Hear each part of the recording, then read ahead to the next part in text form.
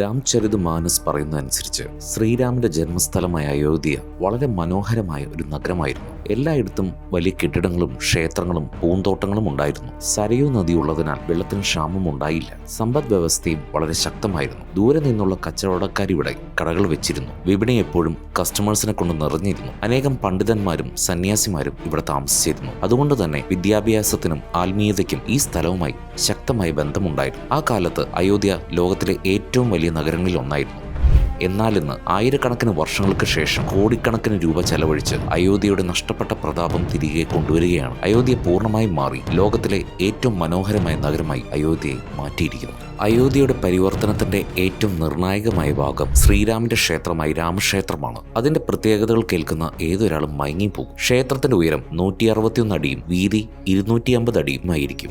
ക്ഷേത്രത്തിന് 20 അടി ഉയരമുള്ള 3 നിലകൾ ഉണ്ടായിരിക്കും. 44 കവാടങ്ങളും 392 തൂണുകളും ഉണ്ടാകും. അതിൽ ദേവീദേവന്മാരുടെ വിഗ്രഹങ്ങൾ കൊത്തിവെക്കും. വികലാംഗർക്കും പ്രായമായവർക്കും റാമ്പും ലിഫ്റ്റ് സൗകര്യവും ഉണ്ട്. റാം മന്ദിറും ബാക്കിയുള്ള പ്രദേശങ്ങളും ഉൾപ്പെടെ മുഴുവൻ ക്ഷേത്ര സമുച്ചയവും ഏകദേശം 70 ഏക്കർ ഉണ്ടാകും. എന്നാൽ ഈ 70 ഏക്കറിൽ 30% സ്ഥലത്ത് മാത്രമാണ് നിർമ്മാണം നടക്കുന്നത്. ബാക്കിയുള്ള 70% സ്ഥലത്തും മരങ്ങളും ചെടികളുമായിരിക്കും. പരിസ്ഥിതി സംരക്ഷണവും ജലസംരക്ഷണവുമാണ് ഇതിന് പ്രധാന ലക്ഷ്യം. ഭക്തർക്കായി നിരവധി സൗകര്യങ്ങൾ ഇവിടെ ഒരുക്കിയിട്ടുണ്ട്. 25,000 പേർക്ക് ലോക്കറും ആശുപത്രി സൗകര്യവുമുണ്ട്. രാജ്യത്തിന്റെ വിവിധ ഭാഗങ്ങളിൽ നിന്നും ലോകമെമ്പാടുമുള്ള ആളുകൾ സന്ദർശിക്കാൻ ഇവിടെ എത്തുമെന്നുള്ളതുകൊണ്ട് രാം മന്ദിർ ട്രസ്റ്റ് ഇന്ത്യയിലെ വിവിധ ഭാഷകൾ സംസാരിക്കുന്ന ഭക്തരെ സഹായിക്കാൻ ഭാഷാ വിദഗ്ധരുടെ ഒരു ടീമിനെ ഉണ്ടാക്കാൻ തീരുമാനിച്ചിട്ടുണ്ട്. അതോടൊപ്പം വിദേശ ഭാഷകൾ സംസാരിക്കുന്ന സന്ദർശകരെയും ഈ ഭാഷാ വിദഗ്ധർ സഹായിക്കും. ലോകത്തിലെ 3ാമത്തെ വലിയ ക്ഷേത്രമാകും ഇത്. ക്ഷേത്രം തുറന്ന ശേഷം അയോധ്യയിൽ പ്രതിദിനം 3 മുതൽ 5 ലക്ഷം സന്ദർശകർ എത്തുമെന്നാണ് പ്രതീക്ഷിക്കുന്നത്. ഇവരെ അയോധ്യയിലേക്ക് കൊണ്ടുപോകാൻ നിരവധി കാര്യങ്ങൾ ഒരുക്കിയിട്ടുണ്ട്. 240 കോടി ചെലവിൽ അയോധ്യ ധാം റെയിൽവേ സ്റ്റേഷൻ നിർമ്മിച്ചു. 3 നിലകളിലുള്ള ഈ സ്റ്റേഷനിൽ washrooms, food Plaza, waiting halls, escalators, lift തുടങ്ങിയ എല്ലാ സൗകര്യങ്ങളും ലഭ്യമാണ്. ക്ഷേത്രത്തിൽ നിന്ന് തന്നെ പ്രചോദനം ഉൾക്കൊണ്ടാണ്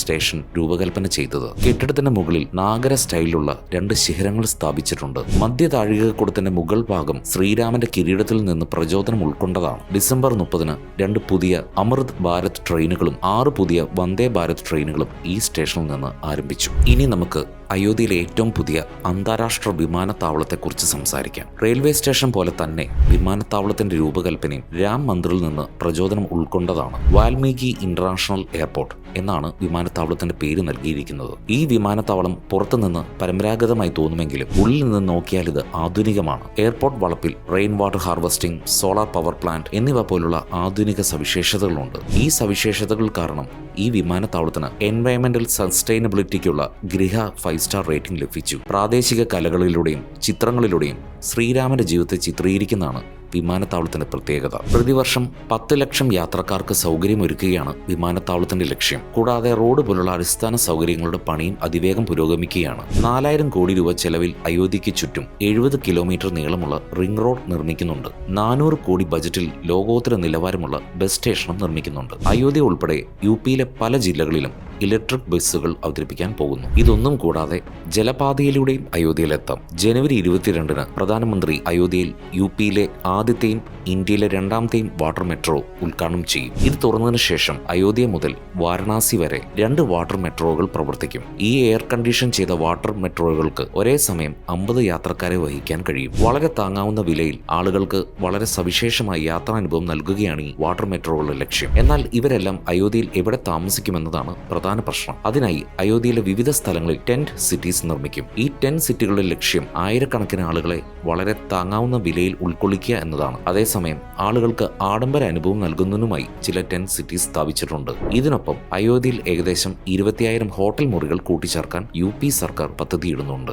ബജറ്റ് യാത്രക്കാർക്കായി വിശ്രമ കേന്ദ്രങ്ങൾ, ഹോം സ്റ്റേകൾ, ഗസ്റ്റ് ഹൗസുകൾ എന്നിവയും ലഭ്യമാക്കും. അയോധ്യയെ ഗ്ലോബൽ സ്പിരിച്വൽ ക്യാപിറ്റൽ ആക്കുകയാണ് സർക്കാരിന്റെ കാഴ്ചപ്പാട്. ഇന്ത്യയുടെ സംസ്കാരവും പാരമ്പര്യവും ജനങ്ങൾക്ക് മുന്നിൽ മനോഹരമായി അവതരിപ്പിക്കാനുള്ള ശ്രമമാണിത്. അയോധ്യയിലേക്കുള്ള പ്രധാന ഹൈവേകളിലെല്ലാം വലിയ പ്രവേശന കവാടങ്ങൾ നിർമ്മിക്കുന്നുണ്ട്. ആകെ 6 ഗേറ്റുകളുടെ പ്ലാനാണ് അംഗീകരിച്ചത്. ഈ കവാടങ്ങളുടെ രൂപകൽപ്പനയും ക്ഷേത്രത്തിൽ നിന്ന് പ്രചോദനം ഉൾക്കൊണ്ടതാണ്. ഈ കവാടങ്ങളുടെ പേരും രാമായണത്തിലെ കഥാപാത്രങ്ങളെ അടിസ്ഥാനമാക്കിയുള്ളതാണ്. ഇതിന് പിന്നാലെയാണ് അയോധ്യയിൽ 50 ഏക്കറോളം സ്ഥലത്ത് ക്ഷേത്രം മ്യൂസിയം നിർമ്മിക്കുന്നത്. ഇന്ത്യയിലെ എല്ലാ പ്രധാന ക്ഷേത്രങ്ങളുടെയും ചരിത്രം വിശദീകരിക്കുകയാണ് ഈ മ്യൂസിയത്തിന്റെ ലക്ഷ്യം. ഇതിനു പുറമെ അയോധ്യയിൽ ശ്രീരാമന്റെ പ്രതിമയും നിർമ്മിക്കുന്നുണ്ട്. ലോകത്തിലെ ഏറ്റവും ഉയരം കൂടിയ പ്രതിമ നിലവിൽ 790 അടി ഉയരമുള്ള ഗുജറാത്തിലെ സ്റ്റാച്യു ഓഫ് യൂണിറ്റിയാണ് ലോകത്തിലെ ഏറ്റവും ഉയരം കൂടിയ പ്രതിമ. എന്നാൽ 823 അടി ഉയരമുള്ള ശ്രീരാമന്റെ പ്രതിമ പൂർത്തിയാകുന്നതോടെ ആ റെക്കോർഡും തകർക്കപ്പെടും. അയോധ്യയിൽ ഒഴുകുന്ന സരയൂ നദിയിൽ നിരവധി പദ്ധതികൾ ആസൂത്രണം ചെയ്തിട്ടുണ്ട്. സരയൂ റിവർ ഫ്രണ്ട് 300 കോടി രൂപയിൽ പൂർണ്ണമായും പുനർവികസിപ്പിച്ചുകൊണ്ടിരിക്കുകയാണ്. ഇതോടൊപ്പം സൗരോർജ്ജത്തിൽ പ്രവർത്തിക്കുന്ന 2 മിനി ക്രൂയിസ് കപ്പലുകളും ഉണ്ടാകും. രാമായണ വെസൽസ് എന്നായിരിക്കും ഇവയുടെ പേര്. UP-യിലെ ആദ്യ സൗരോർജ്ജ നഗരമായി അയോധ്യ മാറുകയും ചെയ്യും. ശ്രീരാമനെ സൂര്യവംശിയായിട്ടാണ് കണക്കാക്കുന്നത്. അതനുസരിച്ച് അയോധ്യ സൂര്യവംശത്തിന് തലസ്ഥാനമാണ്. ഇതുമൂലം അയോധ്യയിലെ മുഴുവൻ വൈദ്യുതിയും സൂര്യനിൽ നിന്നാകണമെന്ന് UP സർക്കാരിന്റെ കാഴ്ചപ്പാട്. അതുകൊണ്ടാണ് അയോധ്യയെ സൗരനഗരമായി മാറ്റുന്നത്. ഈ സംരംഭത്തിൽ സൗരോർജ്ജം ഉപയോഗിച്ച് heritage sites, schools, purified drinking water kiosk, ക്ഷേത്രത്തിനടുത്ത് ഉള്ള കടകൾ, സരയൂ നദിയിലെ ബോട്ടുകൾ, 10,000-ഓളം വീടുകൾ എന്നിവ വൈദ്യുതീകരിക്കും. UP സർക്കാരിന്റെ സേഫ് സിറ്റി പദ്ധതിയിൽ അയോധ്യയും ഉൾപ്പെടുത്തിയിട്ടുണ്ട്. നഗരത്തിൽ ആയിരക്കണക്കിന് CCTV ക്യാമറകൾ, ആധുനിക കൺട്രോൾ റൂമുകൾ, സ്ത്രീകളുടെ പരാതികൾ കൈകാര്യം ചെയ്യാൻ പിങ്ക് പോലീസ് ബൂത്തുകൾ, ബസ്സുകളിൽ പാനിക് ബട്ടൺ തുടങ്ങിയ നിരവധി സംരംഭങ്ങൾ ഇതിന് കീഴിലുണ്ടാകും. നഗരാസൂത്രണം, മാലിന്യ സംസ്കരണം, സൗജന്യ വൈഫൈ, ഡിജിറ്റൽ പേയ്മെന്റുകൾ തുടങ്ങി നിരവധി മേഖലകളിൽ സാങ്കേതിക വിദ്യ ഉപയോഗിച്ച് അയോധ്യ ഒരു ആധുനിക നഗരമായി മാറുകയാണ്.